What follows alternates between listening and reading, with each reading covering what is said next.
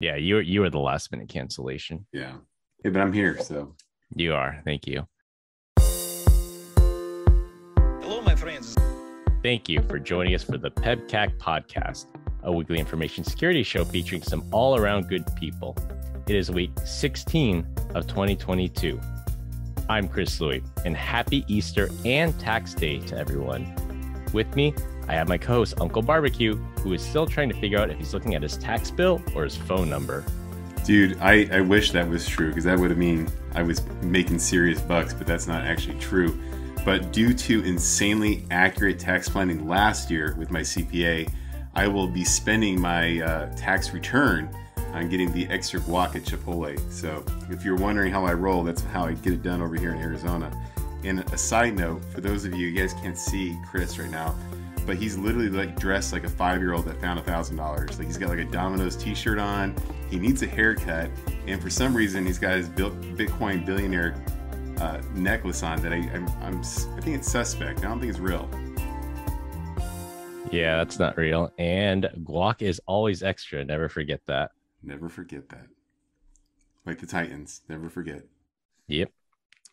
No Glenn this week. There's actually a hilarious story about how he got stuck, and I'm sure he'll tell us all about it next week. So here's my Glenn impression. Hey guys, welcome to episode 56. Glad to be back, and I'm broadcasting from my pool. Too deep. He's not that manly. Yeah, that's true. All right, you go, Brian. Let's hear a Glenn impression. Hey guys, I'm back on the podcast. Episode number 56. Why does he sound like he's high all the time when I do his impression? I don't know. Well, filling in for Glenn, we are honored to have Ron Burkett as our guest. We'll call this the first episode of our Founder series, as Ron has been here as long as I have, and he helped build the SE organization here at Zscaler. Ron, would you like to introduce yourself? All right. Thanks, Chris. It's a pleasure to be here. Yeah, I wanted to come on the show. I've been listening to you guys, and I always hear all these guys from the West Coast talking. I thought, it'd be really good if, maybe someone from the East Coast would join and give maybe a little bit different perspective. But as Chris said, I've been here at Zscaler for, almost 6 years now. So I've seen this team grow up from a bunch of rough cut individuals to a well-oiled, smoothly running machine today. So it's been a blast being here this long. I am based out of Charlotte, North Carolina, but I did spend most of my formative years in Pittsburgh, PA. So that does mean I am a Steelers fan. So I'm sorry, and yes, we still have the most Super Bowls, or at least tied for it. But anyways, we can maybe talk about that in one of the future episodes. Hope everyone had a great Easter, and you're all getting all through your sugar hangovers from eating all those jelly beans. I know Deech isn't touching that stuff with his new vegetable diet that he's doing. But for the rest of us, I hope you enjoyed a lot of chocolate, peanut butter, eggs, or whatever you call them, and some good jelly beans. Yeah, it takes strong willpower. But out of curiosity, is Pittsburgh tied with Tom Brady for number of Super Bowl wins? Not Tom Brady, with the team. The franchise. Because, of course, some of those Super Bowls for Tom, or at least the last Super Bowl he won, came from another one, of course. And I saw that nice facetious face as you said that. But nice try, so Mr. Tom Brady fan. Hey, my dad's from Boston, so I had to go with it. But I will say I actually was born in Pittsburgh, Pennsylvania. So there's one of my, answers to my questions if you're trying to brute force my account. Yeah. And Ron, you're a Penguins fan, aren't you? Yeah, I'm, to be honest, a little bit of a fair weather fan when it comes to hockey. I'll jump on the bandwagon when they're doing well. Any football or hockey is definitely more interesting to watch than baseball. All right. So yeah. Who has time for baseball? Like my worst nightmare. So my daughter is dating a boy for a little over a year now, and he's actually being scouted by like MLB. And my worst fear would be like for them to kind of stick together and like get married, and then he becomes like a successful like baseball player, and I'd have to go to his games. I'd be so pissed. I would not want to do that. Yeah, it's kind of like Well, it's probably even worse than when your kids are in sports and they're in that awkward age when they're not very good anymore and they haven't self-selected out, and you're forced to sit there and spend a whole day, a whole Saturday watching, a football or a baseball or whatever game. You want to be there to support your kids. Don't get me wrong. I love, just watching them play, but there's not a future in it for them. They're just kind of there having a good time, and you just blew, 20 hours of your week watching that. So yeah, you're there to support them. I had a very similar situation with my daughter, and she was going into her junior year, and she's like, made varsity, and she's like, I don't know if I want to do this. I'm like, why are you even playing? She's like, because you like to watch me play. I'm like, I love to watch you play, but if you don't want to do it, like if you don't love what you do, then peace out, like get out of there. And she's like, oh my God, thank you. I was so done with it. Well, combined, we have decades of information security experience and are here not just to educate, but to entertain. We've got 4 awesome stories for you this week, so sit back, relax, and enjoy the show. For our opening topic, in honor of Tax Day here in America, I thought it would be fitting that we talk about Intuit, the parent company that makes the popular TurboTax software used by millions of Americans to help them self-file their taxes. I used TurboTax for years before my financial situation got too complicated and I outsourced it to the professionals. While I was using TurboTax, I already disliked them because they're extremely deceptive about their marketing. For example, if you have a Schedule C capital gains sale on a stock, you only need the deluxe edition. However, if you look at the matrix that Intuit puts out, they say you have to buy the more expensive Premier edition to handle the stock sales. I only found out I needed Deluxe Edition and not Premier because I did in-depth research and got the answer from other users who were equally confused. Well, Intuit stuck its foot in its mouth again and is getting sued by the U.S. Federal Trade Commission for deceptive advertising with its, quote, free tax filing offer. Our U.S.-based listeners have no doubt heard on the radio, TV, and online advertisements about free tax filing with TurboTax. Now, for a small percentage of Americans, that is true. If you have a W-2, you can file your own 1040 easy or have TurboTax do that for you for free. But if you have something like bank account interest or mortgage tax deduction, you do not qualify for the free tier. It's only after you spend hours and hand over all your personal information and financial data does TurboTax tell you you do not qualify and you have to pay them to file. A real scumbag corporate move when you think about it, because TurboTax could ask a few questions up front to qualify or disqualify a user from the free tier, but they only bring it up at the very end. Most people that know me know I'm pretty passionate about taxes, and by the way, I pay my fair share of taxes, right? I don't do anything nefarious or illegal, but still, it's always been frustrating to see what they take. But when I think about this one, it's kind of funny. You said that the federal government is actually suing them, Chris? Yeah, the Federal Trade Commission. Yeah, because isn't it the federal government who basically pushed this whole program? If you go back and look at the history of where e-filing came from, they required tax providers to, provide free tax returns for certain qualified types of tax returns in order to be able to use e-file service first, I think, and then second to even get listed on their website as a partner. And by the way, it's a scumbag move. They're deceptive, all that good stuff, right? It shouldn't be what they're doing, but do you blame them for trying to upsell someone for a little bit more TurboTax, do a little bit better planning or something they throw in with it? I mean, if they're a scumbag for trying to upsell, then I am the world's largest scumbag based off of my upsells as well. I think it's one thing to upsell. I think it's okay to upsell. I'm pro-capitalism. Like you should be able to make money. If you work hard, you should be able to make as much money as you humanly can. The problem is the deceptive part of it, that it should not require like hours of research online to figure out which tier you need. It should be pretty clear. Like if you have stock sales, you need deluxe. If you have rental income, then you need this version. But they do it in a way that I feel is deceptive and misleading. Well, maybe they should just go back to no free e-filing. You have to pay for it, and then it could be upfront for everyone. And if you don't want to pay for software, then print out and mail an old-fashioned return, right? I think the government is partially to blame here for creating this system. Again, Intuit's still doing it deceptively, so that's not good. But there is still that old paper option.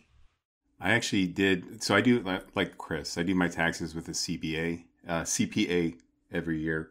But this year I had 3 kids that we had to file, right? Or I could have claimed them where they can file themselves. There's benefits both ways.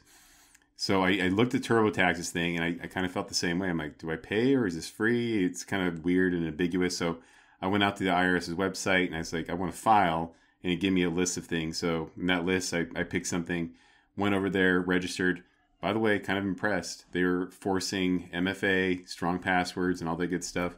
I think one of the flips of the coin of doing like the quote unquote free stuff versus Intuit, at least for my comparison with a couple of the kids, was the process on the free one. If you took too long to fill something out, it logged you out. You lost that information. You're like, damn it. Like, so I got to relog back in and start over. Or importing your W-2 just didn't work. Like things like that. Because I did both the free thing, and then I also went to TurboTax. And so the only one that actually made sense was filing for my daughter, who started her own little small business this year.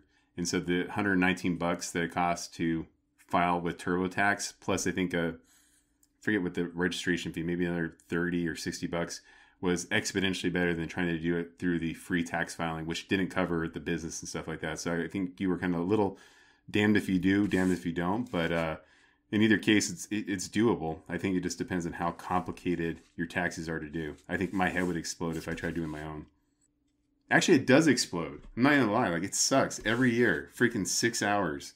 And I think companies like Intuit and H&R Block and Jackson Hewlett, they have a vested interest in keeping the tax code needlessly complicated. Like when you get down to it, like, oh, you have to calculate the square footage of your house that you use for your home office, and this portion's deductible. Oh, but this is the kitchen. Sometimes work out that, like, all those rules, I think is needlessly complicated, and that's how the CPAs and all the software makers stay in business. But that could be my tinfoil hat coming out. But I personally think the tax code is way more complicated than it needs to be. I mean, technically, I take a lot of phone calls from the throne, if you know what I mean. Is that tax deductible as well? And if it's enclosed area, can I do the whole bathroom or just the little closet that I sit in? I don't know. Is that bidet you bought a tax write-off for you? It's refreshing. That's all I know. Actually, you can't even get that home office deduction anymore. So you can at least take that complicated one out. But in all honesty, I think you guys are hitting on the right point, which is, why is the tax code so complicated that you have to spend hours and spend time with the CPA? And then you end up getting into all the fun political conversations like, well, what is fair? How much should someone pay? And how do you create a rule to protect this special group or not? And which in itself creates a lot more politics. So, I don't know about you guys, but what do you think if we just switched to complete like sales tax, like that, no income tax? Nothing at all. If you don't want to pay taxes, don't buy stuff. I mean, technically, that is double taxation, what we're going through right now. So I'm not against it. I'm also ready for just a flat tax code as well. Doesn't really matter. Like VAT system. I remember Andrew Yang was promoting the VAT system, the universal basic income, and we'd pay you through a VAT. I don't know. I think they do that in Europe right now. Like I see both sides to it. So I have cousins that live in Denmark, and they said like a used Ford Fusion. I used to have a Ford Fusion here. It cost maybe like $30,000 here. And they said a used one, like a 3 or 4 year old used Ford Fusion, is like $50,000 or $60,000 in Denmark. And that just has to do with the import duties and the taxes and everything. And then they said, but on the flip side, we get free healthcare, we get free college, we get free childcare, all this and that. So it's like, do you want government run? If you believe the government can spend money better than you personally can, I think, yeah, to your point, what's fair for me is got to be different than fair for somebody else. Yeah, I just want everything to benefit me, not piss me off at all. So can we do that? Like, is there a politician out there that wants to do it? But United States of Uncle Barbecue. Yeah. I think, Chris, you've heard of this, but Ron, I'm curious if you've heard of this really cool tax shelter. And I'm not being facetious. It's called an Opportunity Zone Fund. Have you heard of that? I have. That's, as I understand it, that's where the federal government has designated certain areas, so to speak, on a map that are, usually some qualification, like, they're either low income or need revitalize. And if you invest in property in those, usually talking about rental property, whether it be commercial or personal, then you qualify for, at a minimum, delayed, if not no taxes in some cases, on some of that property. So it's a huge benefit. But the reason they did that in theory, the reason they can justify that particular tax loophole is they're saying it's a way to get people to invest into areas they would otherwise not invest into.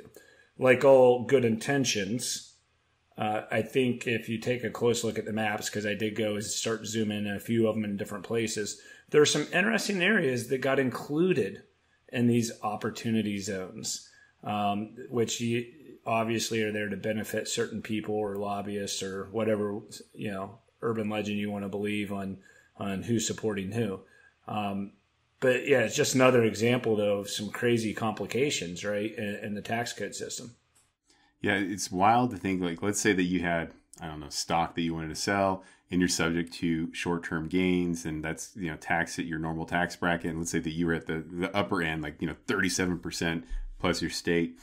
The ability here would be like, hey, let's take that $1 million. Let me go buy a property in one of these areas. If I own that property for 10 years and I reinvest another $500,000 into that property, my tax liability is zero. So I'm literally taking $375,000 worth of the government's money, using it to buy something. And then meanwhile, right, I am going to be renting that place out. I have passive income. Like, it is beautiful. My only challenge is trying to find something, like, at least in Arizona, it's insane. It's like, well, you can buy something for like, $50,000, which is the nothing. Like, I don't even know how to make that make sense, or 15 million. I'm like, I don't have that kind of money.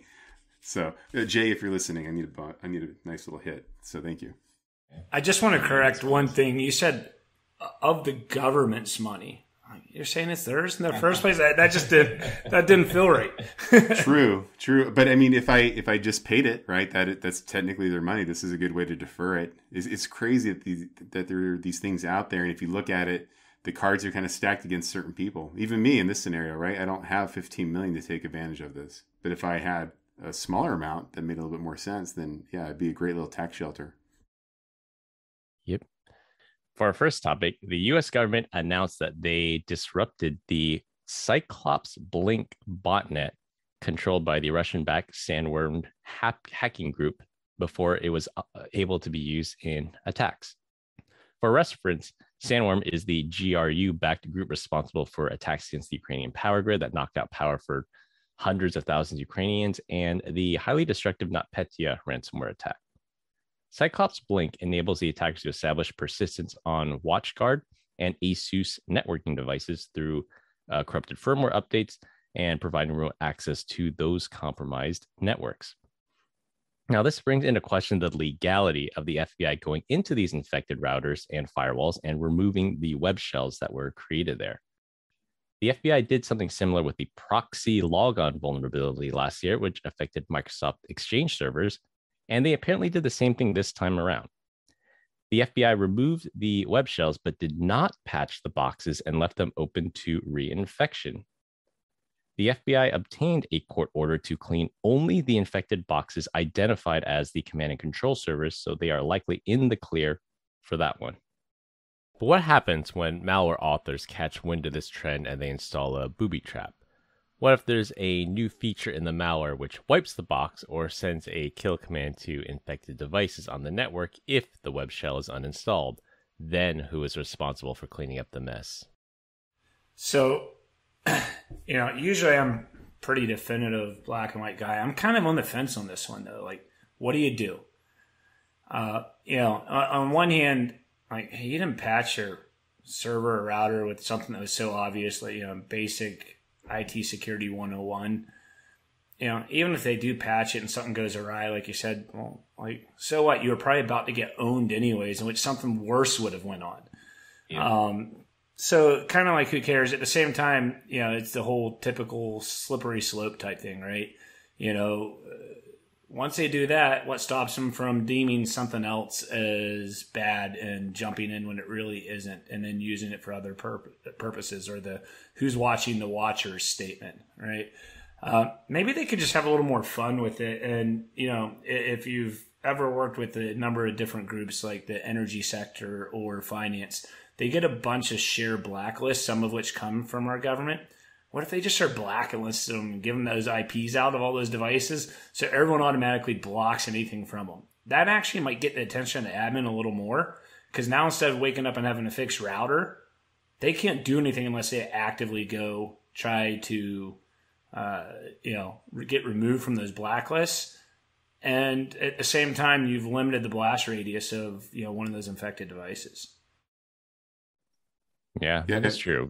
That because it only affects the command and control servers. So if all these organizations ingest this list of block access to these command and control servers, at least things like critical infrastructure, the finance, like highly regulated industries would be able to block from that. But that again doesn't stop that from the average, or doesn't protect the average user.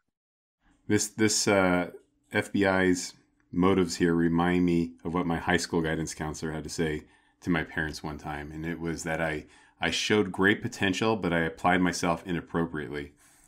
I don't necessarily know that. I mean, I know that there's some good intentions here. Obviously, if you're thinking WatchGuard and ASUS, this is probably not like an enterprise. This is probably somebody's dentist office. Like some office, small office type stuff. Yeah, probably like your house, right? You got a bunch of junk there. And so I think anyone that's ever bought like an ASUS router from Walmart is probably pretty stoked. But again, at the end of the day, can we just have like an auto update feature on all IoT and just call it a day? Yeah, at least anything with a public-facing exposed interface, right? I mean, if someone doesn't want to update their smart TV or Alexa, I don't really care, right? But if it's facing the internet, yeah, that's the question. Why haven't they, these vendors implemented that?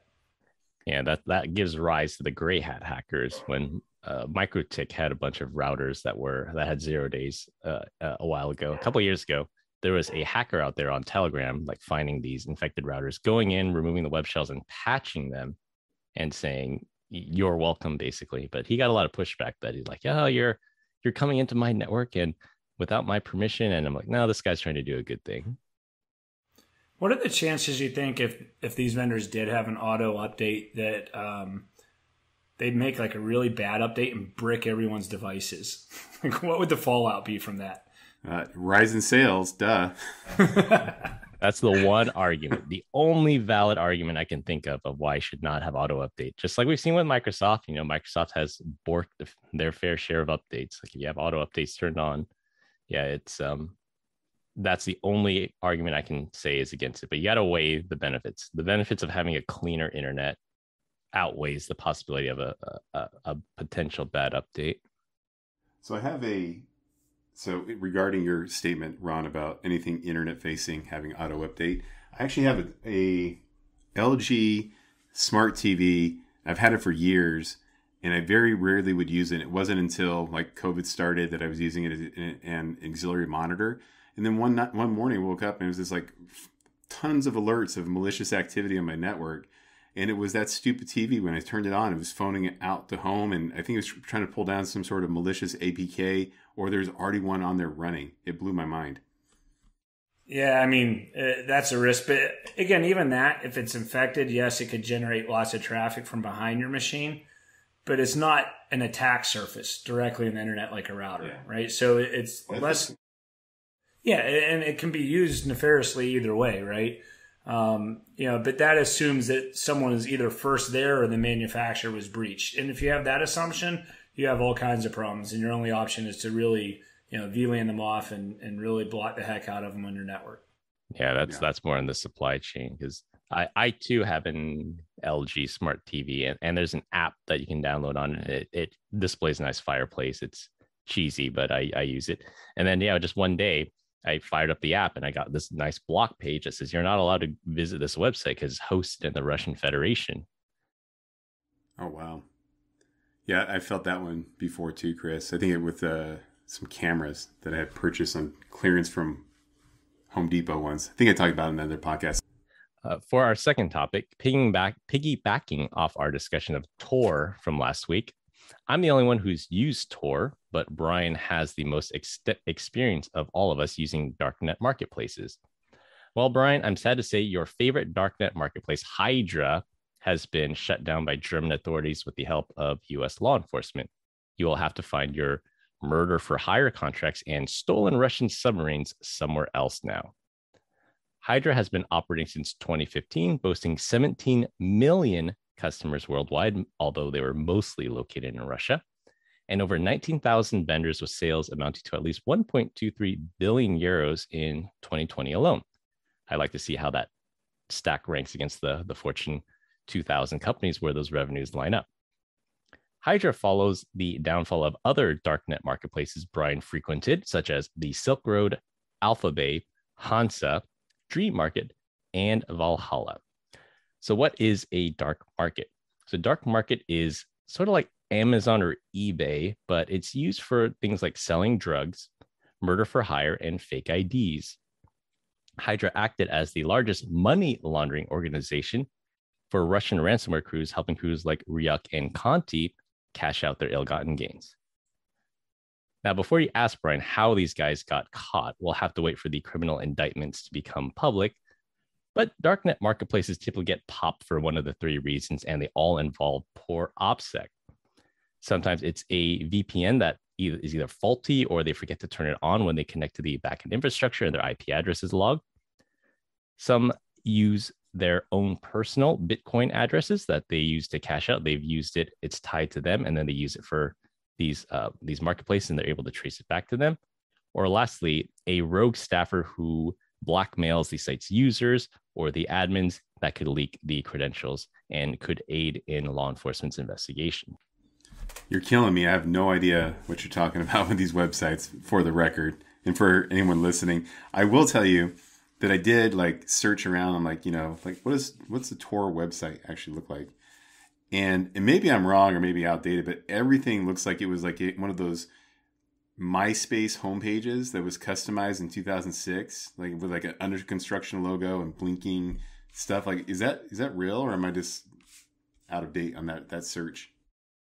You can host any website on Tor. It's just Tor is the method to get there. So the websites are usually end in .onion, and then the actual website, you don't go to facebook.onion, you go to, it's a random string, which I believe is the website's public half of the key, .onion. Okay. And that's how it routes it. So it makes it extremely difficult to find out where the original server is. So using Tor, I can still browse Facebook if I wanted to? Yeah. Facebook actually set up a special website for Tor because the way Tor works is your exit node, you can pop out literally anywhere in the world, anywhere there's an exit node.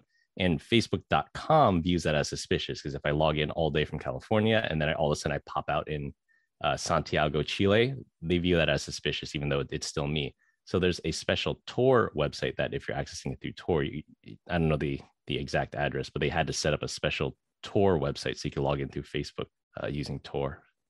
So you have elaborated on like some key use cases for Tor, none of which I'd ever use, right? Like selling drugs, murder for hire, fake IDs. Like that's not even the realm of possibilities of anything I'm interested in. So what are some legitimate things to do here? It's used for political dissidents to access censored information, not sophisticated like China. And you're able to access the Tor browser. You can visit websites that are usually censored. Did not know that. So you're saying if I'm in mainland China, Great Firewall, I can use a Tor browser to get out and see stuff on the Western internet? I'm not smelling what you're cooking. So China's a bad example because they are highly technically sophisticated. So let's think of Uganda, Democratic Republic of the Congo, maybe not as technically sophisticated, but very high government censorship.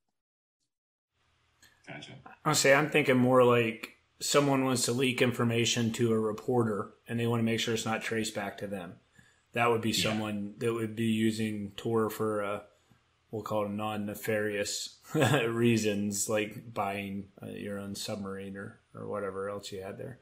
Could I do it to have like maybe like an unsliced Domino's pizza delivered to my house? And like, I don't know, honey, just showed up. Better eat it like a taco.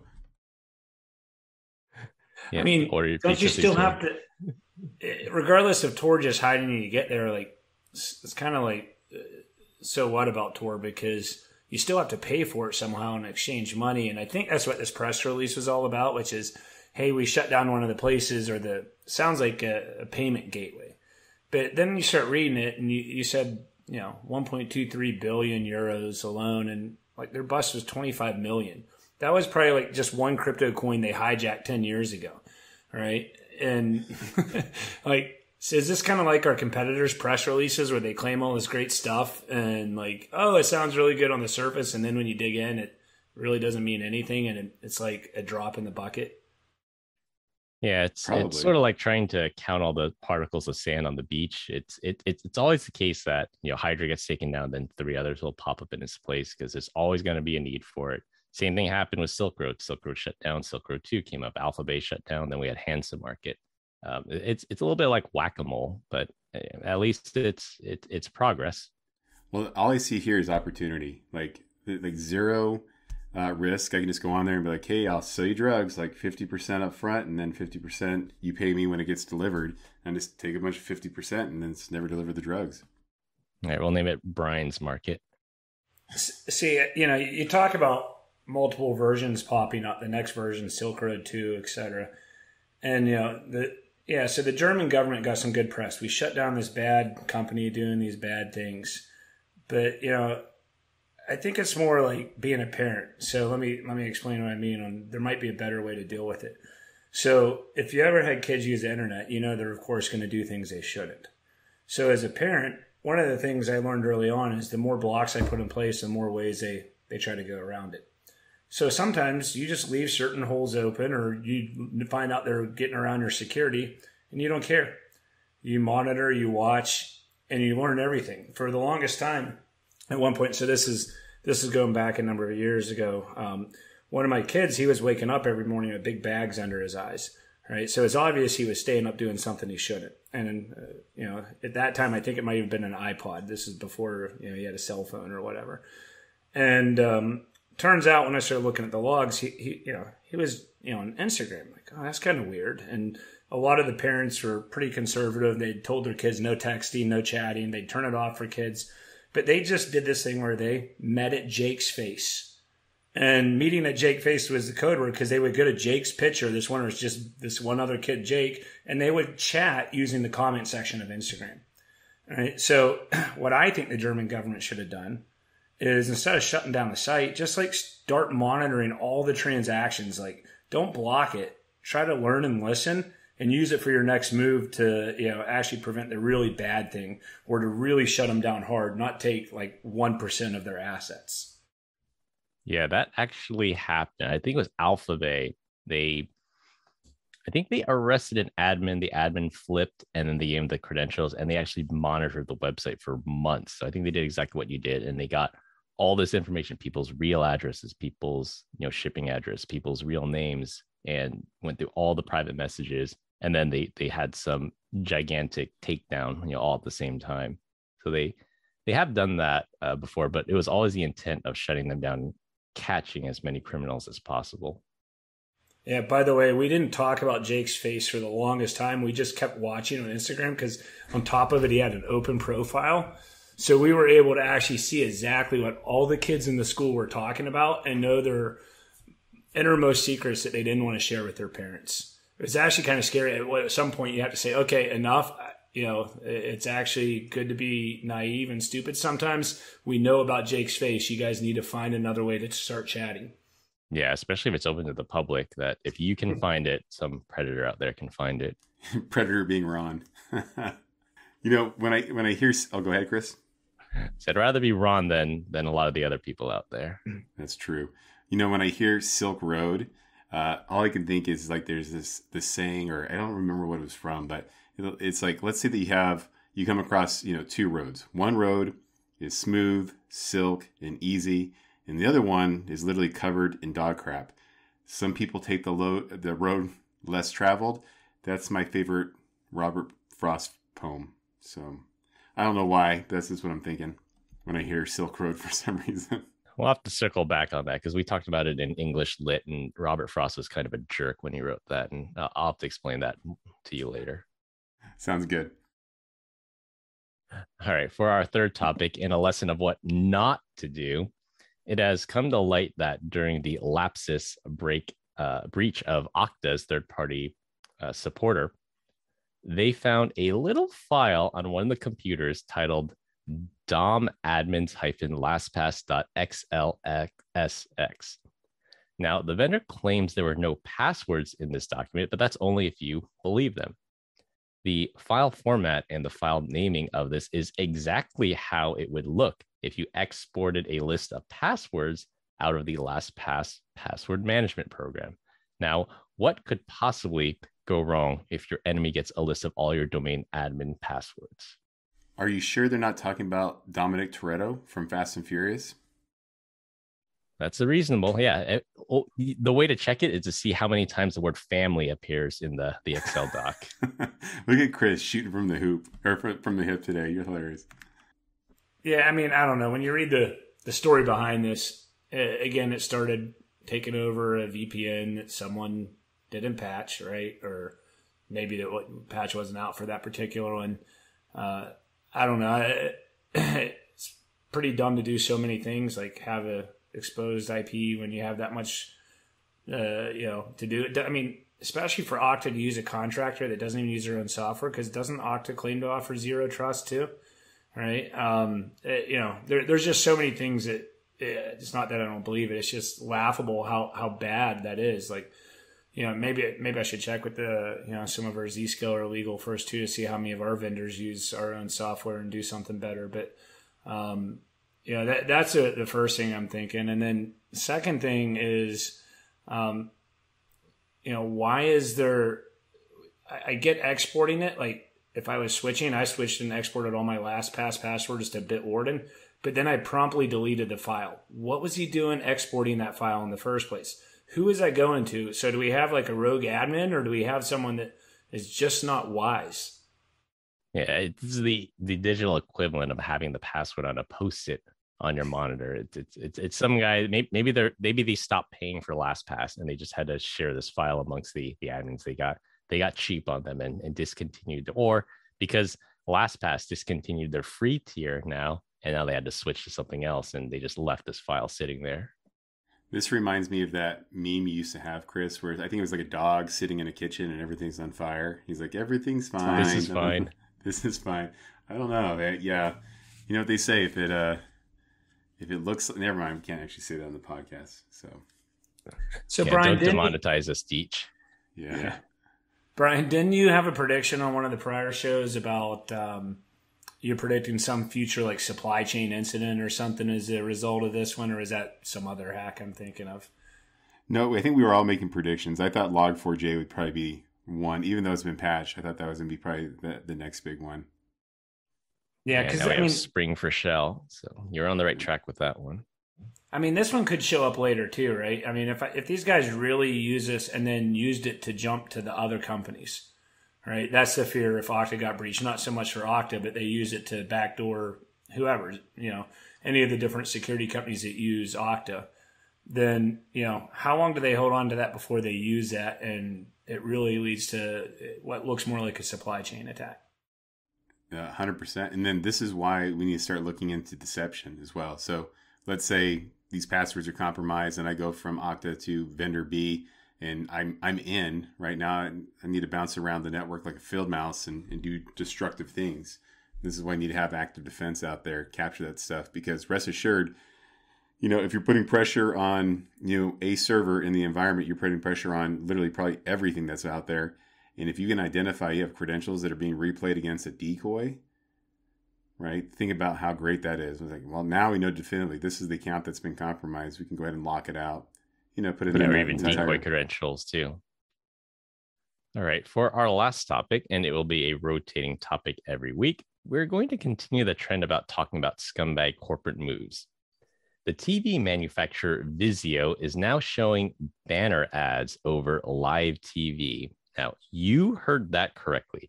If it wasn't bad enough that TV has commercials in itself, you also have to deal with banner ads from the TV manufacturers.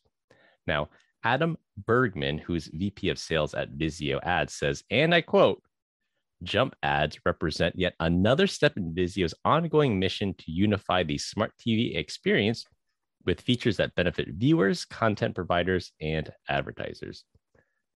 Vizio uses automatic content recognition to identify what's on your TV screen at any given moment. And if the system detects a specific show on live TV, then it can show you ads in real time. For example, if I'm watching BattleBots, my TV may serve me up an ad for tickets to go watch BattleBots in person, which happens to be a personal goal of mine anyways.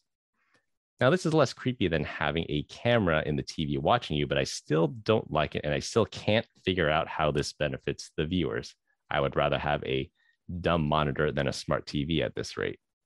I'm with you, but people are lazy. Some people would be like, man, this is my opportunity to get my BattleBot tickets so I can go see it in person. Or maybe The Price is Right, or Jeopardy, or whatever other shows out there that people still watch. I don't watch TV, so I don't know. So, like, is this technology really smart? Are we talking about just those crappy apps that come with the TV, like their live TV app that's built in? Or are we talking about if I have an Apple TV or a Roku plugged in, it can detect what's being displayed over one of those devices and insert an ad? Can you imagine? Yeah, my feeling is it's the latter, that no matter what you're watching, they can throw an ad on top of whatever you're watching, regardless of cable TV or Apple TV or Fire Stick or whatever you use. I don't know if AI can pick up on this, what I'm watching, as much as what I might be able to hear, right? So I think that if they can intercept the audio, they'd be like, oh, this guy's watching Star Wars. Did you know Disney World has a new attraction? Click here to buy tickets. So I guess it doesn't make a difference if I'm watching The Office on live TV, Peacock, or my DVD copy. They're going to know I'm watching The Office either way and give me ads on funny memes and cups. Bottom line is, we love The Office. I don't care what anyone says. You get 10 shroot bucks for that comment. You know, my first thought was you can skip all this by using an external device. But, you know, and by the way, I did that a long time ago in my house. Like, if you have, like me, and you have TVs you bought over the years, they're all different. And you have the family factor, right? And it's a pain because none of the apps work right. So you kind of have to pick, am I going to put like all Apple TVs out there, all Roku devices or something, so the user experience is the same? Because I think you guys are like me and you get tired of playing tech support at home all the time. So at first I was like, who cares? And then I'm like, oh, if it's worse, so now is this another subscription I'm going to have to pay to turn it off and have ad-free, right? And because if Vizio is doing it, you know it's coming to all the other TVs as well, or you're going to pay 40% more for the TV. Yeah, so you bring up a good point. If there's a trade-off, like when I bought my Amazon Kindle, the e-paper one, I bought it and I got a discount knowing I'd be served ads. And that's fair. Like that's a social contract I can get behind. I pay less, but I get served ads. When I buy a TV, there's no expectation that I'm going to be shown ads. Like if they offered the ad version for a discount and then a non-ad version, I think I could probably get behind that a little bit more. But for them to just buy a TV, push a software update, and then just start blasting you with ads, I think that's irresponsible. Didn't Hulu do that? They had an ad-free version of Hulu that still has commercials. I feel like I'm taking crazy pills here. But every once in a while, there's programming on there that says, you know, ads they have to be shown with this particular series that you're watching. Mostly ad-free. Kind of ad-free. Asterisk. I can tell you why this is going to be a problem for me. So I upgraded from a 1080p TV to 4K. And when I was there, I'm like, I don't even understand why I'm spending the money. Like, I can't see the difference between this $800 TV and this one for $4,000. They look the same to me. And the other day, I was at Best Buy. This is, about 2 years difference. And now they have 8K TVs. And yet I'm standing there thinking, I don't know why I would do this. Unless this thing's going to pop out and give me a massage, I don't know that there's any value going to 8K. And then the other question is, do I even have a device that can stream 8K? Is that even real yet? Or am I just going to run some random footage off of YouTube? Does YouTube have? Yeah, the content has to catch. When 4K first came out, it was, I think Netflix came out with their 4K, but it was like fake 4K. Like there's Netflix 4K. Yeah, there's upscaled 4K. And then there's like true, the DVD is like 60 gigs worth, that like true 4K. I forget what the term is for that, but even with 4K, there's varying levels of it. Then there's HDR, there's non-HDR, and yeah, some of the home theater enthusiasts can probably educate us on that one. Not much. I don't know. Like, by the way, why do they always go to like National Geographic Nature or underwater ocean scene when they want to sell their 4K or now 8K TVs, right? It's the first thing that's in that content. And you're like, is that the most important thing I need to see? Like Bambi getting killed, to help me decide that I want to buy an 8K TV? Flower blooming. Yeah. So when I switched to OLED a couple of years ago, and you can definitely tell the difference between LED and OLED because the blacks are really dark and really deep and really rich. I watched The Martian. So I watched The Martian in true 4K on OLED, and it was night and day difference between regular LED and OLED. Yeah, I think it's those really dark scenes where you see the difference, but that's as much, like I said, the screen technology and the contrast as it is the actual resolution being 4K. It's supposed to be like an age thing. I'm just old and I can't see. If they're doing this whole video or ads based on the video you're watching, how does it work if you just block it with your, cloud firewall to keep it from ever getting to the internet? I mean, won't that just totally break it, or will they like stop, kind of like a web page doesn't load if you don't see the ads? No, I think you're right. Like other people that we work with have used Pi-hole. That's the ad blocking. It's a VM where you can throw it on a Raspberry Pi, and yeah, that blocks YouTube ads, that blocks TV ads. So yeah, you could totally block this. Most likely, you can block this with a Pi-hole or with some type of cloud firewall. But that's only if you're tech savvy enough to be able to set something up like that. I wonder if you can man in the middle and we can insert our own ads. So like when Glenn's sitting down watching his TV, we could have fun and like automatically just send him a message like, get out of your pool. Can you imagine, though, there's a banner on top. It's like, page can't be displayed. You're like, damn it. Like, this is a great idea in theory. I guarantee you they didn't think about that. And they're going to have like the 404 instead. Or 403s, yeah. All right. Well, we continue to get great comments about our dad joke of the week. Dad joke of the week. This week, our guest, Ron, is up. All right. Hey, can I have more than one dad joke before I go, or do I have to just pick my best one? You can murder someone in front of me and I wouldn't care. So go for it, man. All right. So all my jokes are in honor of tax day. All right. And they are truly dad jokes. So first one will go. What do you call a Sith Lord who doesn't pay his taxes? I don't know. Darth Vader. All right. Or as Glenn would say, womp, womp, womp. All right. They get better as we go. Okay. All right. Why shouldn't atheists pay taxes? Why is that? They are not for profits. True. Took a second. Dad I saw jokes, the faces. very literal. I'm liking it. All right. So the last one's the best.